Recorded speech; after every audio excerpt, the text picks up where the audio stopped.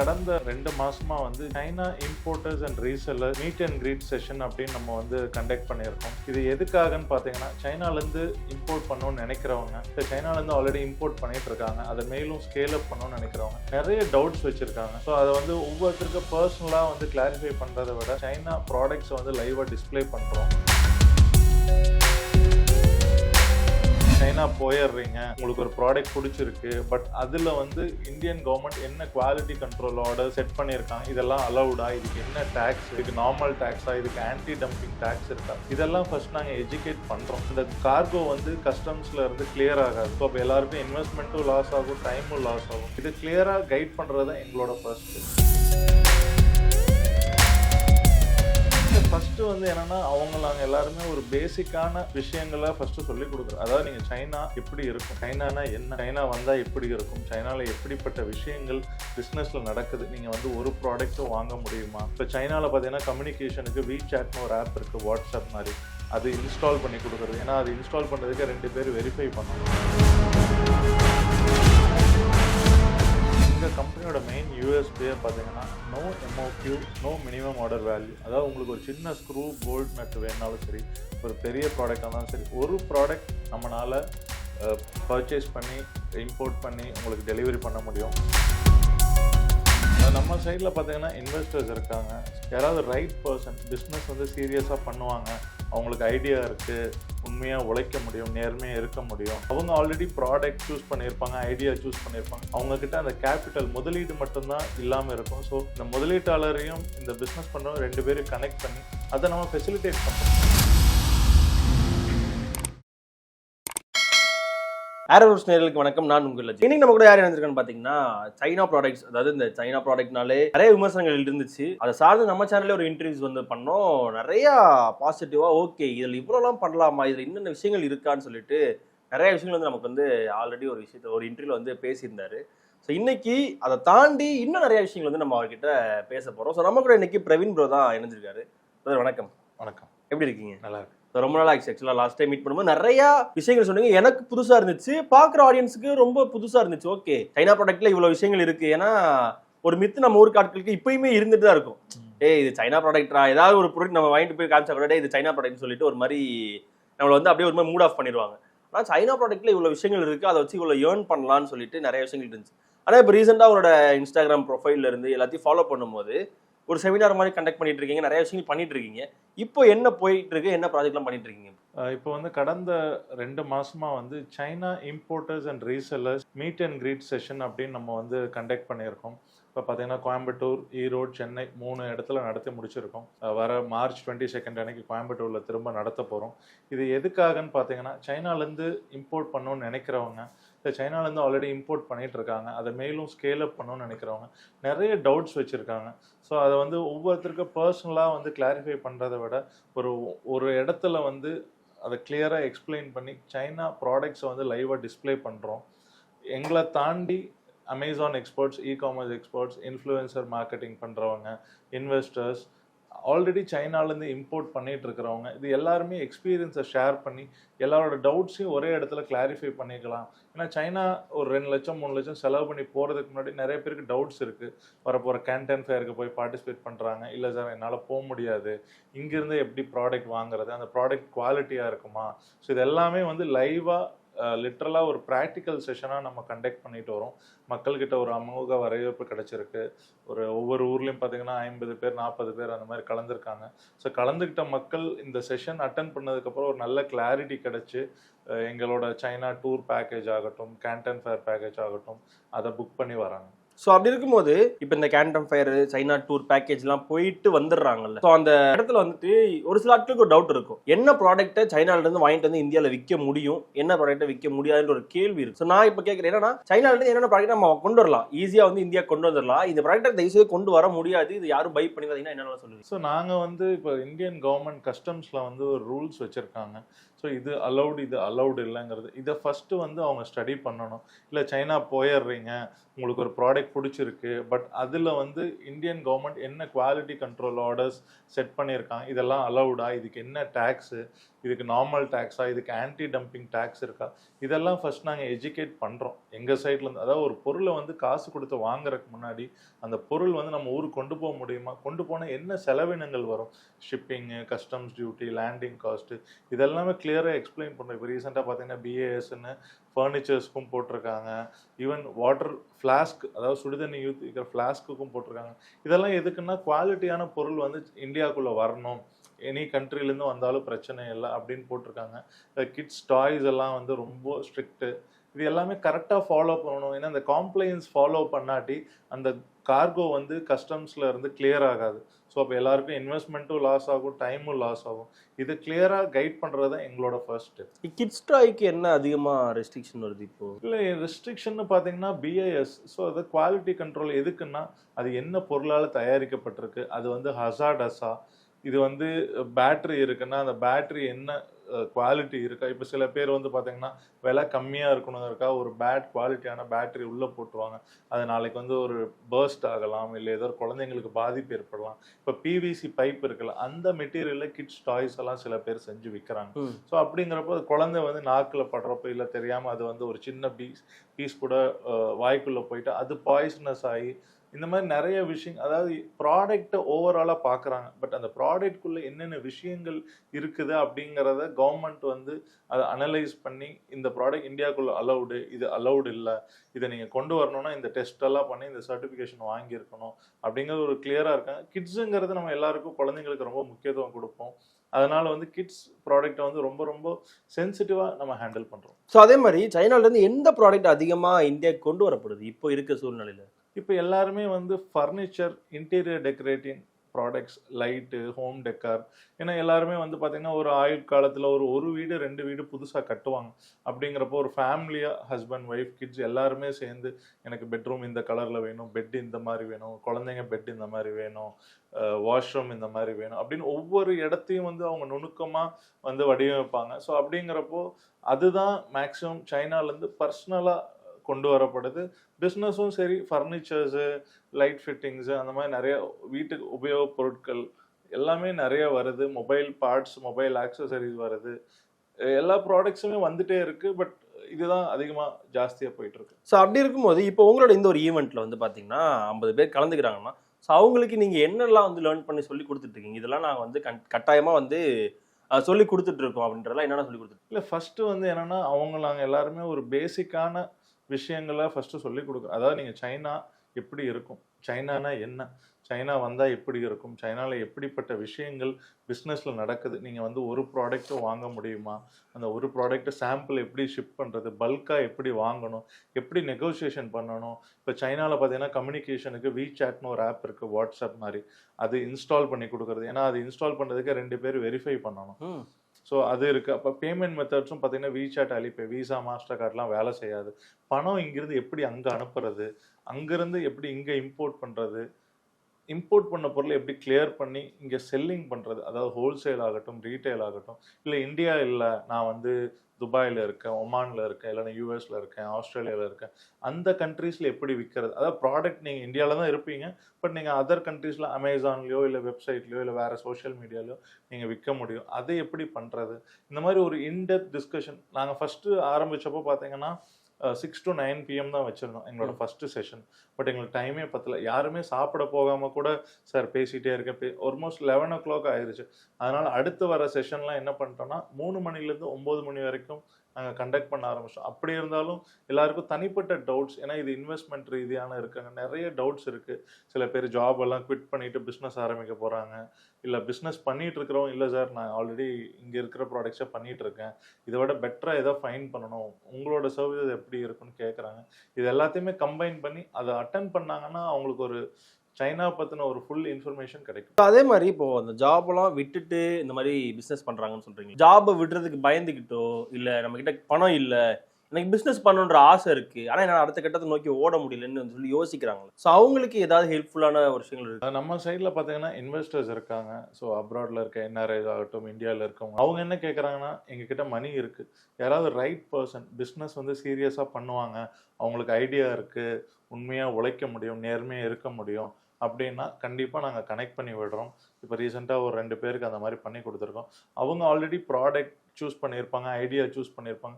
அவங்கக்கிட்ட அந்த கேபிட்டல் முதலீடு மட்டும்தான் இல்லாமல் இருக்கும். ஸோ இந்த முதலீட்டாளரையும் இந்த பிஸ்னஸ் பண்ணுறவங்க 2 பேரும் கனெக்ட் பண்ணி இவங்க பிராண்டில் இன்வெஸ்ட் பண்ணுறாங்க. அதாவது பணத்தை வந்து ஒரு கடனாவோ அந்த மாதிரிலாம் கொடுக்காம இவங்க ஒரு பிராண்ட் பார்ட்னர்ஷிப் மாதிரி, அதாவது முதலீட்டாளருக்கு ஒரு பர்சன்டேஜ், பிஸ்னஸ் பண்ணுறவங்களுக்கு ஒரு பர்சன்டேஜ், ஒரு லாங் ஜேர்னியாக இருக்கும்.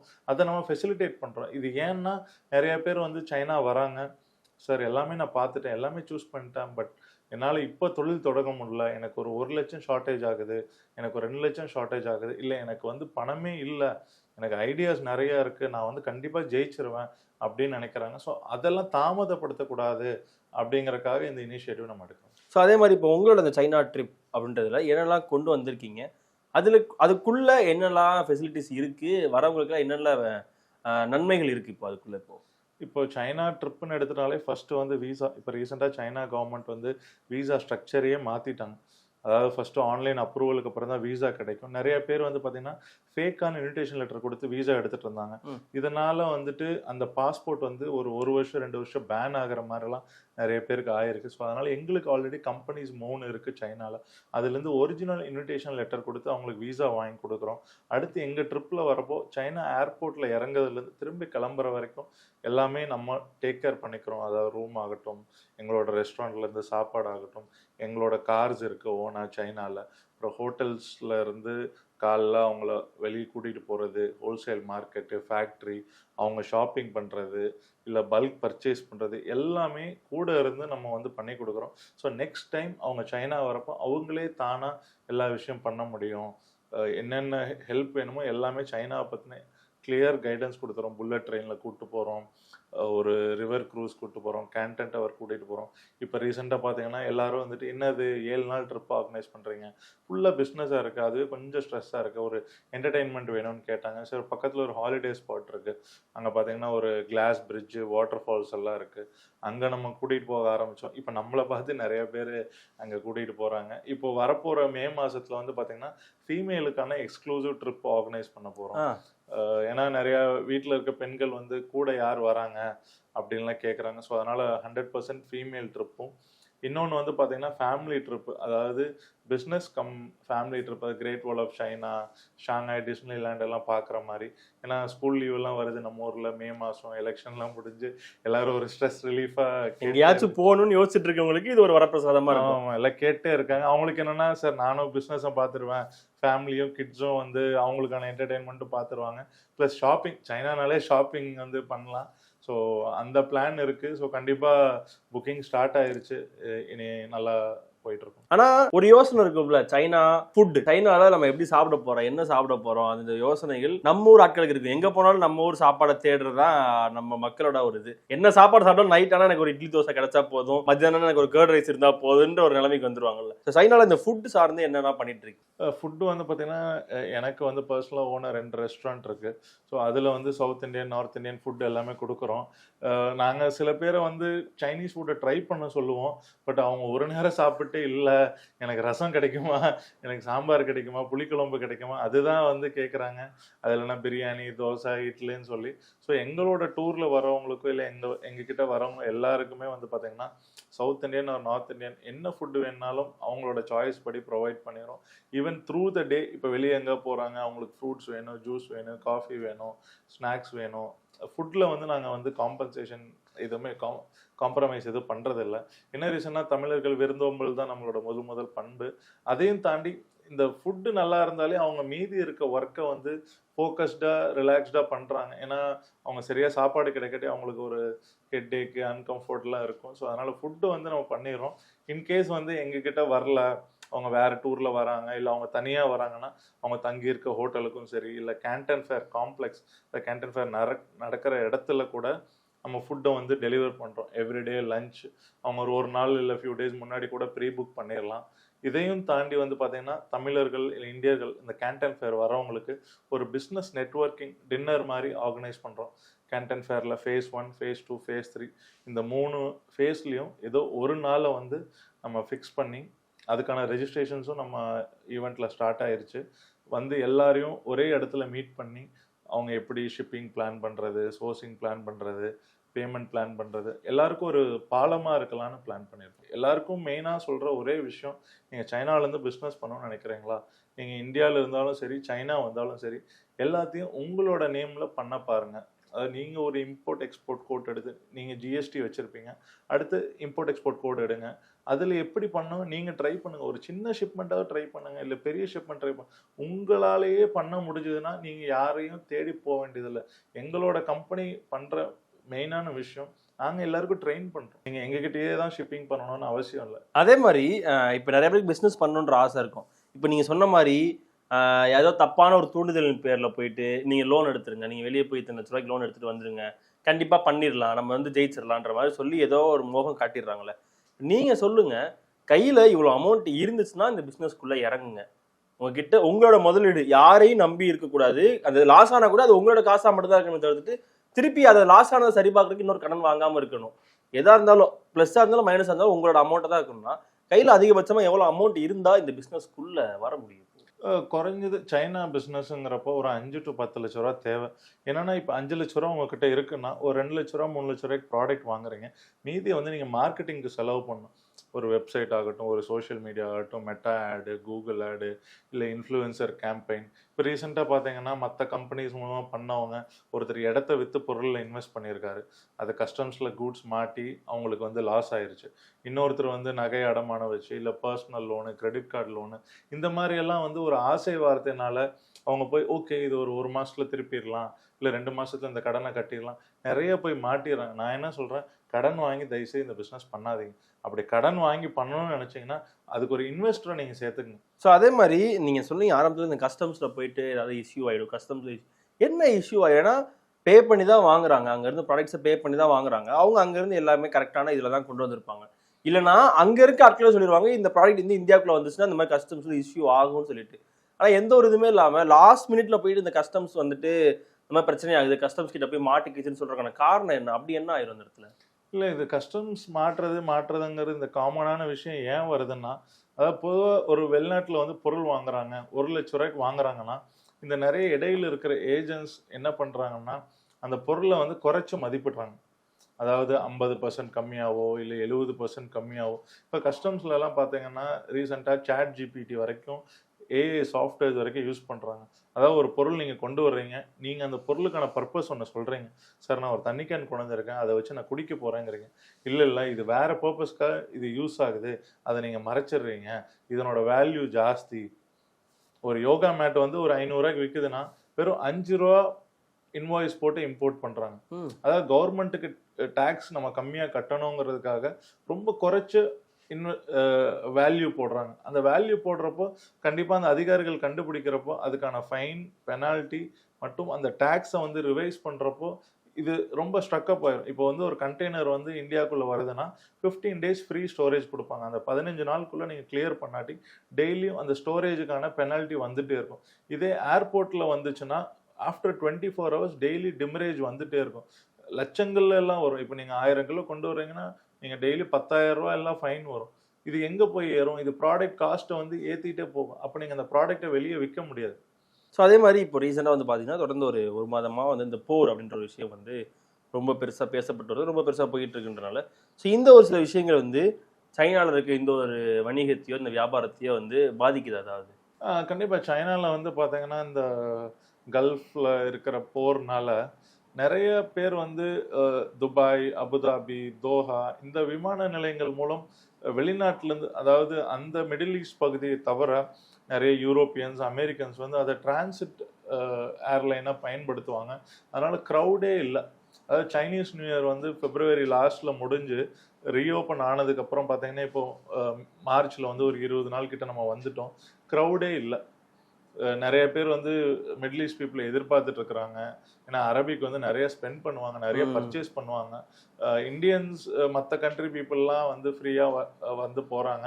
பட் இது இந்த போர் சூழல் வந்து நார்மல் ஆனால் தான் அந்த ஏரியாவில் இருக்க பீப்புள் வர முடியும். அதுவும் பார்த்தீங்கன்னா கேன்டன் ஃபேர் அடுத்த மாதம் நடக்க போகுது. எல்லாரும் வேண்டிட்டு இருக்கிறது, அதாவது அங்கே உணவகம் வச்சிருக்கவங்கெல்லாம் வேண்டிட்டு இருக்கிறது, இந்த கேன்டன் ஃபேருக்குள்ளேயாவது இந்த போர் சூழல் வந்து நார்மல் ஆகணும். அப்பனா தான் வந்து லட்சக்கணக்கான மக்கள் வந்து வருவாங்க. அது நாட் ஒன்லி ஃபார் பிஸ்னஸ், ஒரு டூரிசம் இண்டஸ்ட்ரியும் நல்லா செழிப்பா இருக்கும். ஏன்னா இப்போ சைனாவை தாண்டி இப்போ துபாயில் அந்த ப்ராடக்ட் சேம் ப்ராடக்ட்ஸ் வந்து துபாயிலையும் வந்து விற்கிற மாதிரி தான் நான் கேள்விப்பட்டேன். இப்போ சைனாவில் என்ன ப்ரைஸ் வருதோ அதுக்கு ஈக்குவலான ப்ரைஸில் துபாய்க்கும் போகுது அப்படின்றப்போ எக்கனாமிக்ஸ் வைஸ் இந்த ஒரு இதனால சைனால பெரிய பாதிப்பு ஏற்பட்டிருக்கும்ல.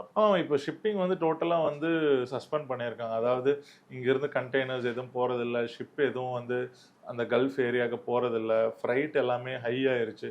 இப்போ ஃப்ளைட்டும் பறக்கிறதுனால வந்து நிறையா ஏர் கூட்ஸும் அனுப்ப முடியாது. அந்த கூட்ஸ் எல்லாமே தேங்கி இருக்கும். அந்த தேங்கி இருக்கிறப்ப எவ்வளோ நாள் பெரிஷபிள் கூட்ஸ் வந்து ரொம்ப நாள் தாக்கு பிடிக்காது.